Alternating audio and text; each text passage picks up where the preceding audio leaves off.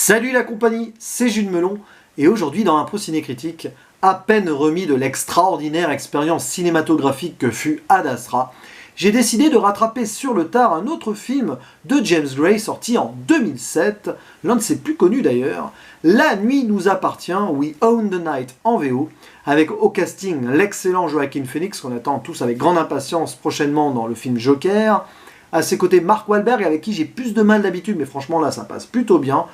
Il y a aussi Eva Mendes ou encore le mythique Robert Duvall dans un film noir, policier, de gangsters mais très centré sur l'humain et la fameuse thématique de la famille très chère à James Gray. Il en a parlé dans la plupart de ses films, du moins tous les films que j'ai vus de lui, c'est-à-dire Little Odessa, The Lost City of Z et évidemment récemment Ad Astra. La nuit nous appartient, c'est l'histoire de Bobby, qui est gérant de discothèque, donc joué par Joaquin Phoenix, qui vit sa vie tranquille et tout, en rupture totale avec sa famille. Il est d'ailleurs en conflit avec son père policier et son frère qui a suivi les traces de son père. On voit d'ailleurs le paternel en mode mépris avec ce fils qui a choisi une voie qu'il n'approuve pas, alors que de l'autre côté, son fils préféré suit ses traces, machin, tout ça. Bref, Bobby n'a pas trop envie de côtoyer les siens, jusqu'au jour où une affaire de trafic de drogue dans ses locaux l'oblige plus ou moins à collaborer avec la police, tout simplement, puisque sévit entre ses murs une sorte de chef de gang russe assez terrible. Et alors, c'est là où, en fait, Bobby va devoir faire un choix. Soit donc renouer avec sa famille pour les aider et suivre le chemin de la morale, de la justice, soit quelque part rester fidèle à ses amis, ses nouveaux amis qui traînent un petit peu dans ce trafic, presque une sorte de famille de substitution d'ailleurs, et du coup le film se construit ainsi sur une sorte de dilemme moral très intense. Et évidemment les acteurs sont géniaux, surtout Joaquin Phoenix et Robert Duvall. Leurs confrontations sont extraordinaires. D'ailleurs, anecdote, il paraît que Joaquin Phoenix, pour être à fond dans son rôle, il aime ça, se mettre à fond dans ses rôles. Il a insulté Robert Duvall, même en dehors des prises de vue. Donc voilà, et ce dernier a failli se barrer du film tellement ça l'énervait. Mais bon, ça fait partie de ces acteurs qui sont complètement obnubilés par leur personnage, à l'image d'un Jim Carrey ou d'un Robin Williams, paix à son âme.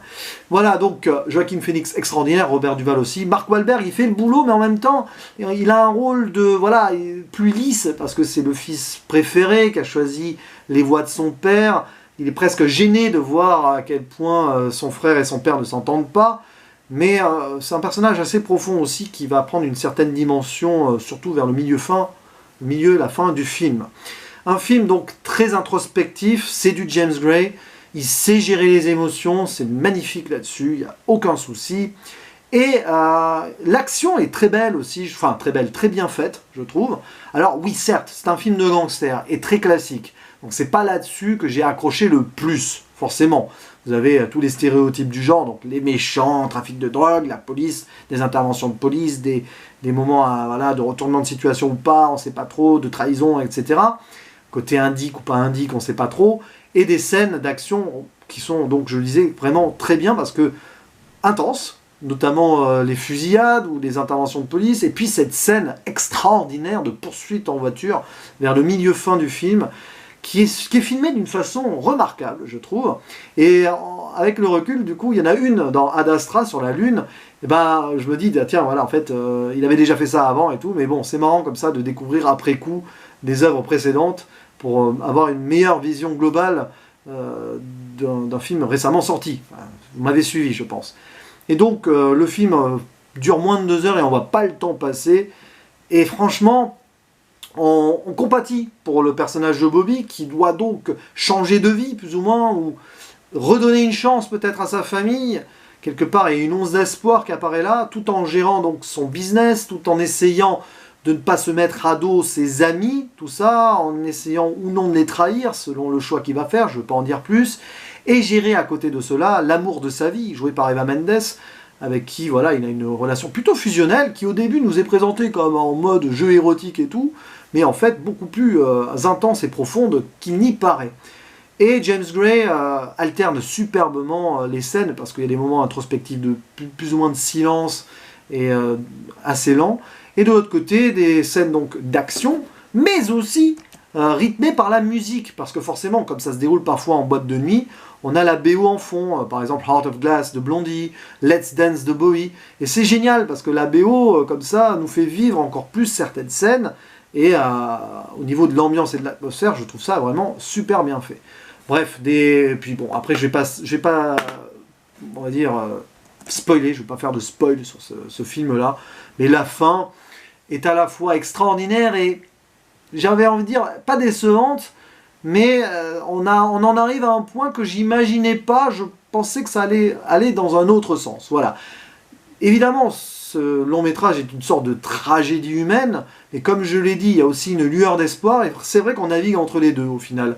On a quelque part ce genre de conclusion comme ça, douce amère, où ça se termine pas aussi bien que ça aurait pu, mais ça se termine pas non plus aussi mal qu'on aurait pu l'attendre.